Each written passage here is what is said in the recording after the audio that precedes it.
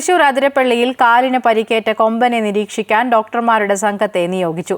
ഏഴാറ്റുമുഖം ഗണപതി എന്ന ആനയാണ് കഴിഞ്ഞ ദിവസം കാലിന് പരിക്കേറ്റ നിലയിൽ ജനവാസ മേഖലയിൽ കണ്ടത്. മയക്കുവെടി വെച്ച് ചികിത്സ നൽകണോ എന്നതടക്കമുള്ള കാര്യങ്ങൾ ചർച്ച ചെയ്ത് തീരുമാനിക്കും. കഴിഞ്ഞ ദിവസമാണ് ഏഴാറ്റുമുഖം ഗണപതി എന്ന കാട്ടുകൊമ്പനെ കാലിൽ മുറിവേറ്റ നിലയിൽ പ്രദേശത്ത് കണ്ടത്. മുള്ളുവേലിയിലെ കമ്പി കാലിൽ തറച്ചിട്ടുണ്ടോ എന്നാണ് സംശയം. പരിക്കേറ്റ കൊമ്പനെ നിരീക്ഷിക്കാൻ ഡോക്ടർമാരുടെ സംഘത്തെ നിയോഗിക്കുമെന്ന വനംവകുപ്പ് അറിയിച്ചു. നിരീക്ഷണത്തിനു ശേഷം ഏതു രീതിയിലുള്ള ചികിത്സ നൽകണമെന്ന് തീരുമാനിക്കും.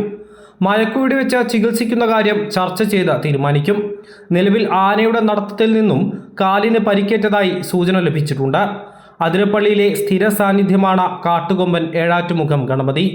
മസ്തകത്തിൽ മുറിവേറ്റ ആനയെ ഏഴാറ്റുമുഖം ഗണപതി താങ്ങി നിർത്തുന്ന ദൃശ്യങ്ങൾ വൈറലായിരുന്നു.